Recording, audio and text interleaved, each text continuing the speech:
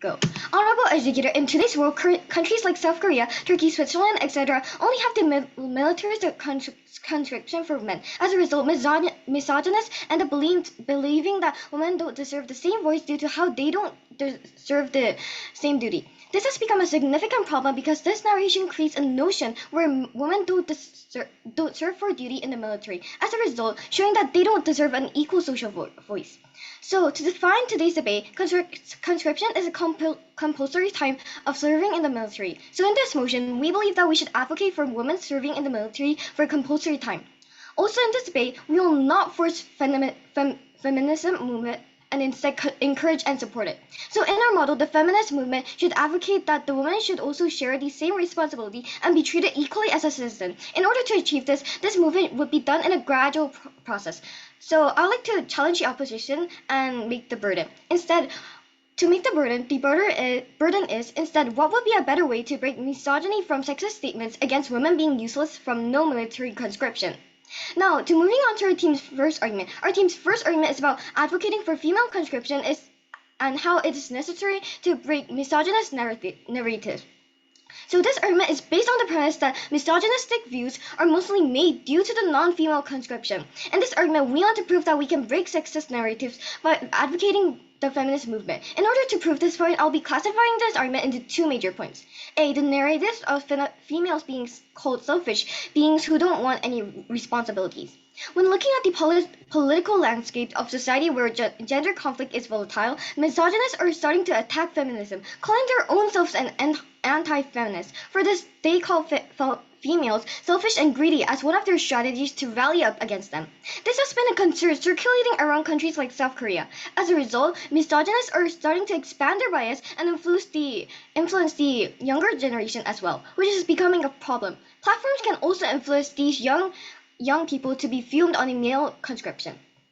B. Narrations and solutions. By this, there has been multiple biased narrations regarding feminism that the only way women can contribute to society is by having babies, dehumanizing women. However, we can solve this problem by advocating for women's rights and duty. In order to be able to do this, the only way is to declare a feminist movement. Now, secondly, our team's second argument is advocating for a female conscription and how it will lead to greater empowerment of women. So this argument is based on the premise that expectations of the military as a state organization protecting the country and its citizens from outer threats would lead to the strong perception that soldiers are those who protect while others are those who are weak and hence would need protection. In this argument, we want to prove that advocating for female conscription would lead to the empowerment of women. A. Traditional gender roles.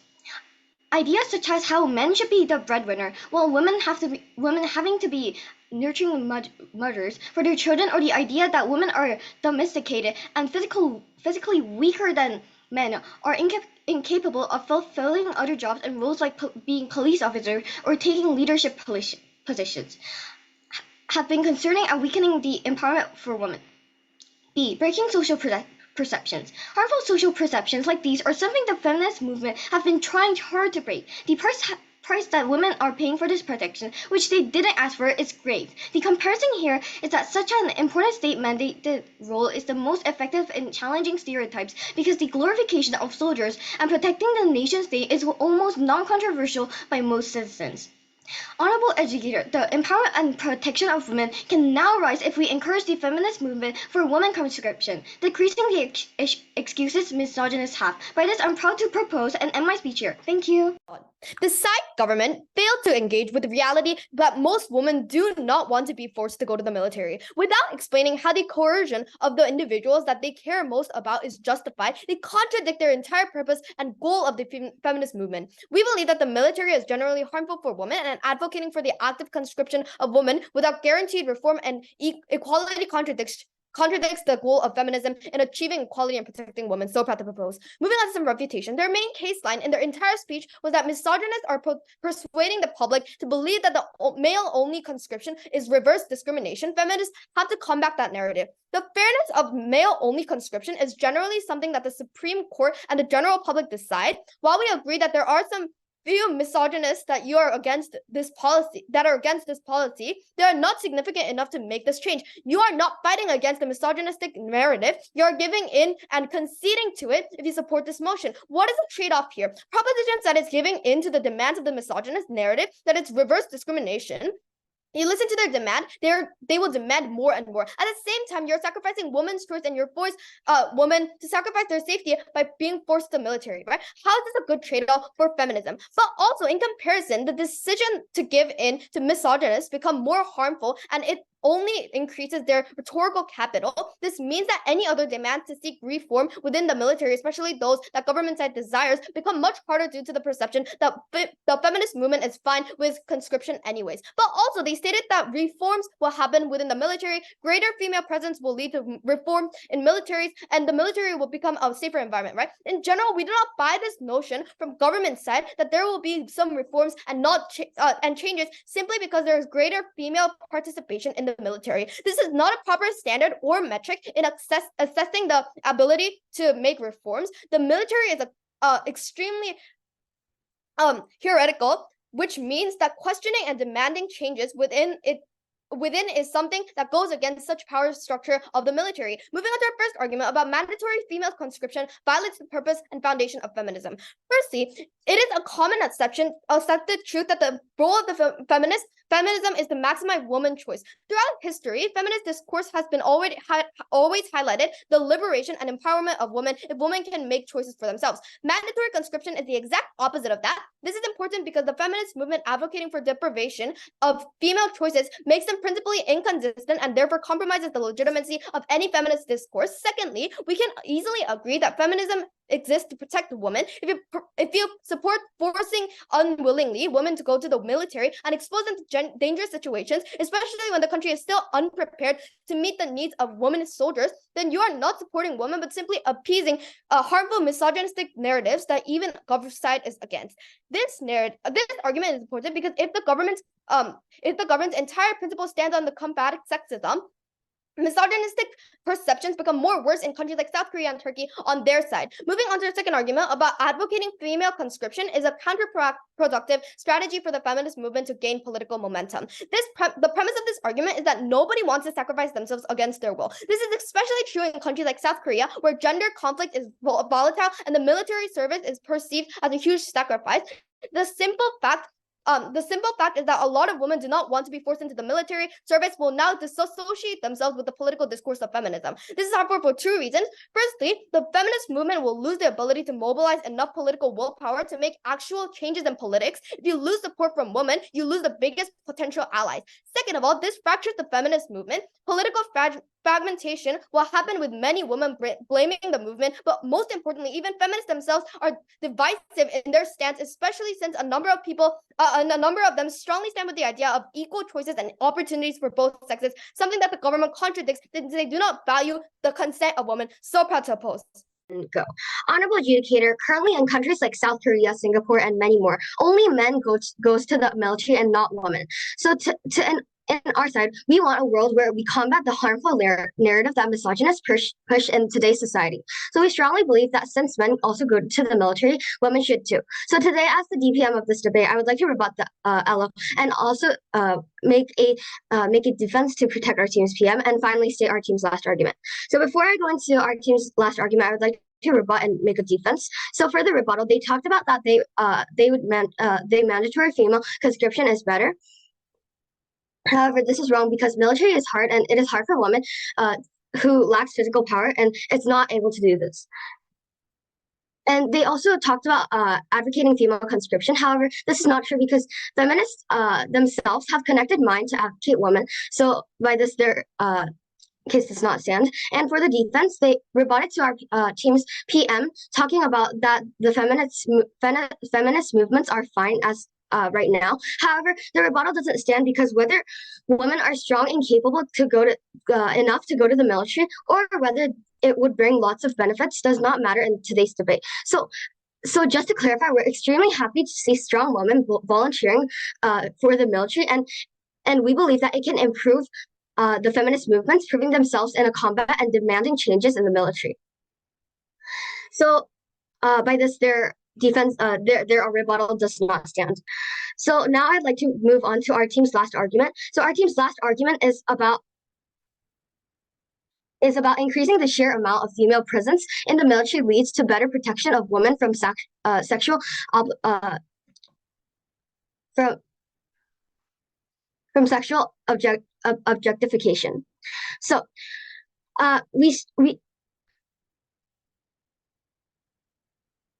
So this argument is based on the premise that female conscription will eventually happen in the long term because most of these countries are under the assumption that the conscription is necessary and extremely very, very important. But even if female conscription wouldn't happen in the short term, side opposition would say that volunteering is good because of the presence and the present representation. So today in this argument, I would like to divide this into two main sectors, A and B, which are A, be more effective and the accountability, and B, allow the movement to actively take part in the imposition of this policy that reflects the concerns of women. So A, firstly, increased female presence motivates the state to create a better system to protect women within the military from the dangers of sexual crimes. This is because the majority of the female citizens will autonomously become interested in creating a safer system, as it will directly affect their protection, and also because it is about the feminists.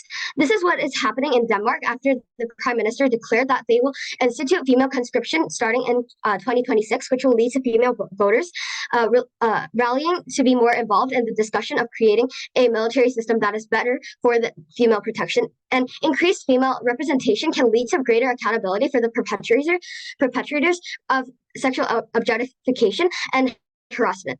So moving on, B, secondly, the protection of women within the society would generally improve. So we have to understand that the military is packed with young men right now. So these men live together for quite some time, but without female interaction. Naturally, the military becomes one of the misogynistic echo chambers where young men are culturally educated to think that women as sexual objects and inferior beings.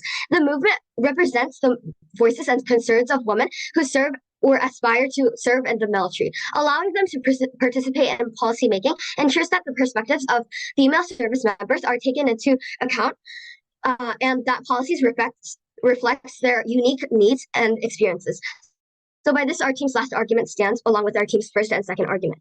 So in conclusion, honorable adjudicator, we have successfully rebutted and made a defense against the team opposition, and lastly stated our team's last argument. So by this, we strongly believe that we are able to take this debate home. Thank you. So we think that the goals of the feminism can only be achieved when feminist movements can persuade as many women as possible to support both them on a principle and practical basis. So side government is unstrategic because this feminist movement will simply waste the already little political capital and legitimacy that they have already conceded in their speeches. So a few pieces of responses against their previous speaker. So they stated that reforms will still happen within the military. So insofar as long as there's historical context that these countries have long dominant male participation, the representation of government leaders and generals or anyone who has a high position in the military to make changes is still mostly men. So this is important because in the status quo, conscripts are technically those who do not have much say and are bound by the responsibilities that are demanded within the existing structures of the military. Finally, therefore, if the government is true in suggesting this, the same can happen with the women who volunteer. So in fact, it would be much greater as those who volunteer are likely to go through a more guaranteed higher position in comparison to the conscripts who are immediately put in lower ranks. So a conducive environment for women in the military can only happen if some reasonable gender equality is achieved. This is the only comparison with countries like Israel / South Korea versus Norway. So Norway spends an equitable amount of time and resources on women-related issues, while countries like South Korea have recently scrapped the gender department of the government. So the impacts. So this wastes a lot of very little capital that the feminist movement has, which is to vouch for better welfare programs for women, such as the increasing gendered crimes, unique health issues that women face, and other types of discrimination for both genders. So this only puts women in greater vulnerability as they are forced into the military without proper equality in other sources. So this means that gendered related crimes may be far worse, such as harassment. So these harms are all likely to happen, granted that the military is one of the most traditional and patriarchal institutions backed by existing sexist narratives in these male-only conscript countries. So all of these are conceded by the government to a certain degree. It is unclear why there is a burden of women who are forced into the military to solve such problems. So they also said that increasing female presence in the military leads to a lot of benefits. It also protects women from sexual objectification. So know that all these benefits arguments are cognizant upon the government team, providing that female conscription will actually happen once feminists argue for it. So just because feminist movement argues and that it should happen doesn't mean that they will actually get it enough support from voters to actually make it come true. Hence, some benefits are still non-existent. In comparison, all of the terms that we established in our argument don't rely on the enforcement of female conscription. So the feminist movement argues for female conscription. All of the harms about feminism losing political momentum happens regardless of the actual implementation of female conscription. So now moving on to our last and final argument, which is about how mandatory female conscription will lead to worse gender stereotypes. So why is this the case? Being dragged into the military is not only about becoming a soldier, it is also about what jobs and tasks you're assigned to do as a soldier. Realistically, it is extremely likely that female soldiers will be assigned to do non-combat related feminine jobs such as being military cooks or secretaries for combat officers. Empirically, we already see this in countries like Israel where they have a conscription for both men and women. So as of 2021, 97% of female soldiers avoid taking combat related positions within the military, with 71 of desk job secretaries being female officers. So even in countries that have decent gender equality standards, only 1% of the women who volunteer are tasked with combat jobs. So why would this be the likely scenario even in the government's best case? So since the government side talked about the constant misogyny that exists in these states such as Israel and South Korea, it is unlikely that there will be a shift into having a military structure that is reflective of gender equality. So without the eradication of misogyny on the government side, there will be a constant perception from male conscripts that women are incapable of doing anything because of their physical and biological differences. So while some women can be stronger than men, it is difficult to challenge the perception that men are stronger than women because of their obvious physical differences and their historically prolonged stereotypical references used against women. Therefore, so proud to oppose. Thank you. Honorable adjudicator, it is important nowadays that how women are not getting well introduced to our society and how they are downgraded in some countries that male are focused and they often discriminate women. So today in this debate, we believe that to help women in our society, it is best to engage feminism in order to make women's status higher. In our world, we believe that just by going to the military, women will have higher status since it means that they are well introduced to our society like men going to military. So just by going to military, it has meaning. Now I'll be straightly going to our clashes. Our team's first clash today is our word versus their word.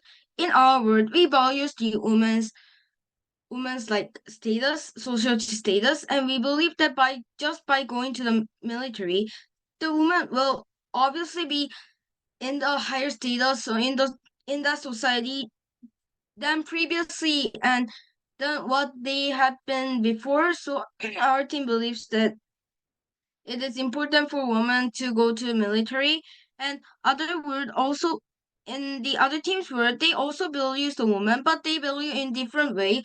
But in our word, we believe that them going to higher status, social status is more better. So our team believes that going to military is actually better than their word, since it can like make them go to the higher status as like similar to men. And now to moving on to our second clash. Our second clash today is advocating women versus worse gender conscription. So our team believes that this is the most important clash in our side, because what we have been saying is like women will be better and women will have higher status. So our team believes that since the other team's argument in this like clash is like just the other idea we are saying, we believe that this is the most important clash. We believe that, as I have been emphasizing, just by going to the military has a meaning, and the women's status go up. Like men are going to think like, oh, women are also going to military. Oh, then women and me should be like in the same status. So I believe that women will be in the higher status, and the other team has been arguing that there will be worse gender conscription, but I don't believe that will happen because like even these days, worse gender conscriptions are being erased, and by women going to the military will like completely erase it. So because like the only thing or there are some things, but the main things that men say that women are not well by their things is because of military, and if women also go to military, then like the whole like conscription I think will disappear. So our team believes that it is our world will be more better. And today we have been saying why we should win the debate because of like women's social status being higher, and because our world values the woman in good way, even though other team also values the word woman in different way. Thank you for listening, and I hope you vote for team go. Judge, the proposition side cannot reach their goal as a feminist. They're going to lose their only allies they have in the current society and are even worsening the gender gap by sending women into the military and having them as a staff member or chef and etc. So proud to oppose. One clarification I would like to make before moving on to the rebuttals.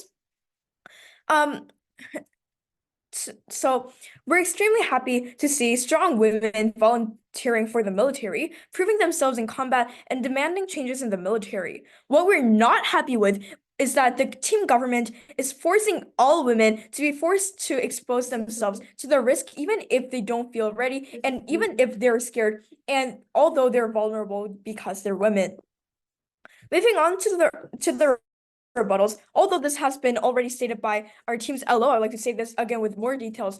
Their first constructive argument was on the assumption that misogynists are persuading the public to believe that male-only conscription is reverse discrimination and feminists have to combat that narrative.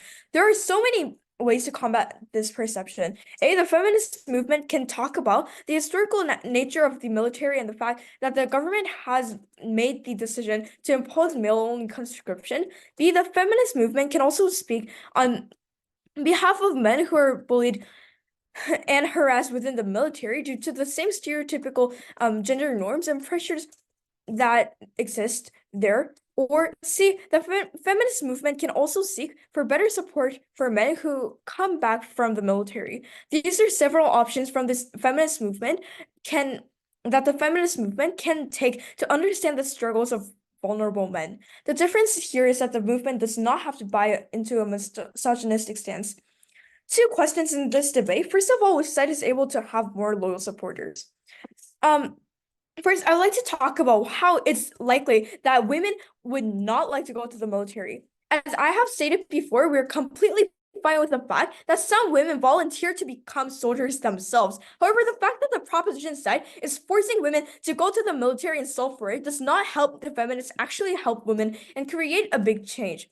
This is because they lose their only guaranteed ally, which is women, by forcing them to go to the military, although they do not want to. This is very unstrategic as feminists because you are now left alone without anyone who agrees with you. This is especially in South Korea, where going to the military is seen as a huge, massive sacrifice. This brings a significant negative effect on fulfilling your goal as a feminist because you would lose political power and you would not be able to make any meaningful changes in the society. Now, what does this mean in the long term? This means that the feminist movement would mean nothing now that the proposition side would lose their whole goal as a feminist. Second question, which side is able to actually lessen the gender stereotypes? We believe that on their side, they cannot solve the root cause of the gender stereotypes. We believe that, like we have stated before, since there aren't enough facilities for women to be protected and safe within the military, they would be pushed to jobs that are stereotypical for women themselves. We believe that they would be pushed for jobs like chefs and carers for soldiers, making it so that individuals who are women are not being able to show that they're actually capable. This makes it so that it builds the stereotype of women not being able to thrive within the military and show that in these dangerous situations, they're shown as the weak individuals who cannot fight for justice. The proposition whip has no mechanism at all when talking about how there is meaning for women to go in going to the military itself. Therefore, we still win this clash. And what will happen on our side? We believe that on our side, individuals will be able to protect women as well as lessening gender stereotypes by not responding to the demand of misogynists who believe that women should go to the military. For these reasons, very proud to oppose. Thank you. If women from 2030 needed to go to the military in South Korea, not only does this make it so that individuals who are women do not agree and give consent to this, women will be furious. This is not what the feminist movement is created for. So proud to oppose as opposition. Moving on to some clarifications. First of all, we have already stated that we are extremely happy to see strong women volunteer for the military, proving themselves in combat and demanding changes in the military. What we are not happy with is that the team government is forcing all women to be forced to expose themselves to the high risk, even though they don't feel ready and they are scared, right? But also, as we have stated before in our past speeches, the benefit of government side is based on the premise that female conscription will lead to substantial female participation. However, this is speculative, as mere numerical parity does not ensure equitable representation for women. Moving on to some mischaracterizations that they made. First of all, on clarification, they assume bluntly that women would most likely want to go to the military. However, it is shown in evidence, statistics, and persuasive reasoning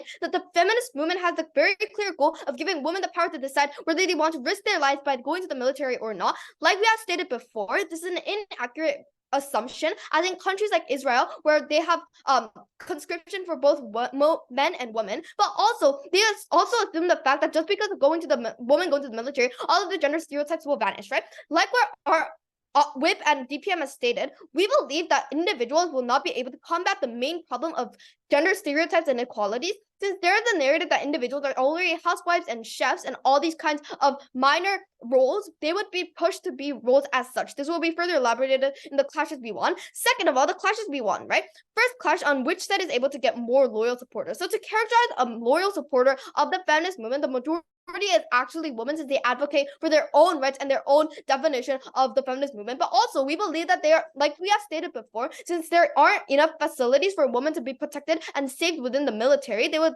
be pushed to jobs that are stereotypical for women themselves. Now, what does this mean in the long term? This means that the feminist movement will mean nothing now, and the proposition side would lose their whole goal as a feminist. Therefore, we take this clash home. But second of all, which side is able to actually provide and lessen the gender stereotypes, right? What government side said, and their main case was that misogynists are persuading the public to believe in male-only conscription to reverse discrimination. Feminists have combated that narrative, right? What we said is that no, whether male-only conscription is fair or not is not something that misogynists can decide. It's something that the Supreme Court can decide. The Constitutional Court of South Korea has already rulings that says male-only conscription is completely justified because it served comparative equally. Then what will we do as feminists, right? We should not concede or give in to the demands of misogynists. Sacrificing women's safety and choice in order to listen to the demands of the misogynist is a horrible mistake as feminists. You are not combating the narrative. You're giving into the demands of the misogynist. We believe that on our side, individuals will be able to protect women as well as lessening gendered stereotypes by not responding to the demand of the misogynist. Therefore, so proud to Honorable Educator, if team opposition is saying that we shouldn't conscript women to the military, how would we empower women at the same time as giving them an opportunity to vouch and have a duty to protect the nation? As the last speaker in reply of team proposition, I'll be identifying the weak points of opposition, the analysis of today's debate, and also weigh the values each team has provided and stated. Now, opposition's weak point. Firstly, team opposition stated that the feminist movement is strong right now. However, our DPM has dealt with this flaw by saying that whether women are strong and capable enough to go to the military or whether it would bring lots of benefits does not matter in today's debate. Just to clarify, we're extremely happy to see strong women volunteering for the military, proving themselves in combat and demanding changes in the military. And women are characterized as the minority, so we take this part. Secondly, the opposition talked about how the military is the most historical, so we should keep talking about this and keep this. However, our team's whip talked about how it will affect the women in a good way because in history, women were ignored and at least they will be a little respected, and their social status will get way higher, leading to the rise of their empowerment. Also, now moving on to the analysis. Team opposition stated that women would have lower status. However, our whip also stated that women would have higher status in the military's conscription due to their introduction contradicting this point. Now, talking about what each side values. By observing today's debate, both teams have valued women but in different ways. Team opposition value women in a way to empower them and breaks the excuses and narrations that misogynists make, while team opposition values the purpose and foundation of feminism. However, the purpose of feminism is to vouch for the silent voices of women since they are outcasted in societies like South Korea, Turkey, Switzerland, which have a lot of misogynistic perceptions. So our side values the purpose of feminism as well, but we believe that it's time for women to increase their empowerment, to have their rights of empowerment, and also have a duty in society to protect this nation. Also, in their side, the misogynists will keep on making excuses and narrations that are dehumanizing women. While in our world, misogynists will have less excuses and narrations to make since women will have a duty in society to protect the nation and have a right in their empowerment.